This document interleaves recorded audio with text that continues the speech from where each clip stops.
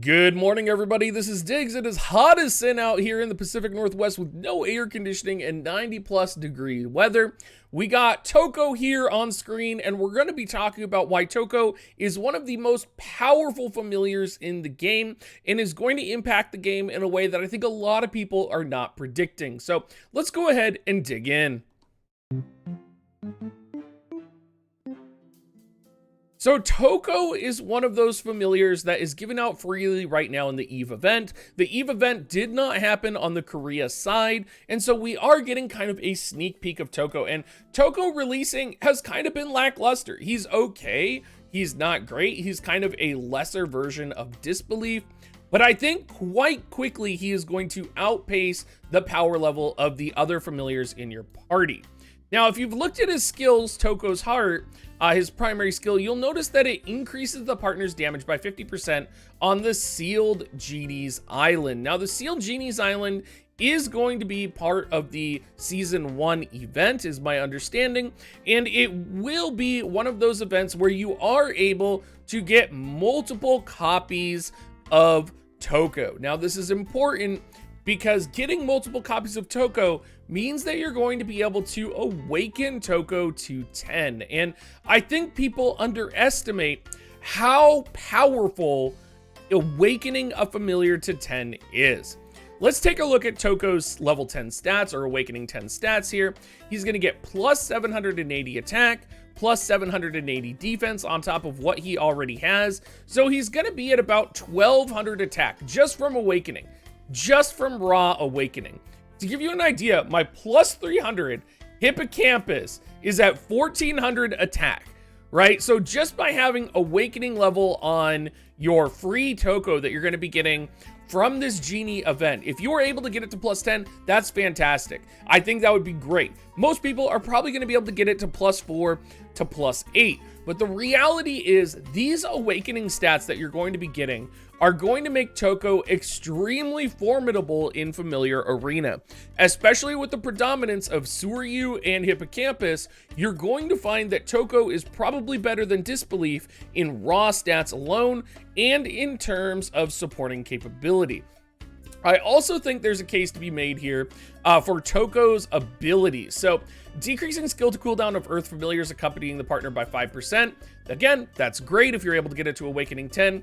Decrease HP potion cooldown by 5% for each Earth Familiar equipped. That's 15% potion cooldown, you guys, if you are able to get to Awakening 10. That is absolutely crazy. Even if you're only able to get to Awakening 5, because getting his copies is going to be a little bit RNG dependent, is my understanding. It's still going to give you 3%, which is almost a 10% cooldown on potion cooldowns. Now, we do also have Skippy, which is going to instantly restore 15% of max HP plus 10,000 HP. And it's going to decrease special skill cooldown by 3 seconds. This is really good because you have Disbelief, which does lower special cooldown naturally in his passive. So the fact that you're going to get a field active ability that can decrease your special skill cooldown by 3 seconds is going to put Toco, even in a PvE capacity, on par with Disbelief. And you may find that you do want to run Toco in order to kind of survive in solo play. Finally, Toco's ability in Familiar Arena is going to create an area of continuous healing around the ally familiar, with the lowest HP restoring 40% of max HP of ally familiars in the area. Now, this is going to be an AoE heal, and again, I think we are underestimating how powerful that will be, especially at max awakening level, because it's going to be one of the strongest heals in the game if you are able to get your Toco to Awakening 10. Even Awakening 5, your Toco is probably going to have the strongest heal in the game. It's going to be an AoE heal, and we are in Familiar Arena facing a lot of opponents that do draw in, whether it's Staghorn, whether it's Hippocampus. We're facing a lot of enemies that draw you towards the center. So a lot of the times, if you're able to pop that AoE heal, if you're able to put Toco in the back line, I bet you will be able to mitigate a lot of that AoE damage that does go off.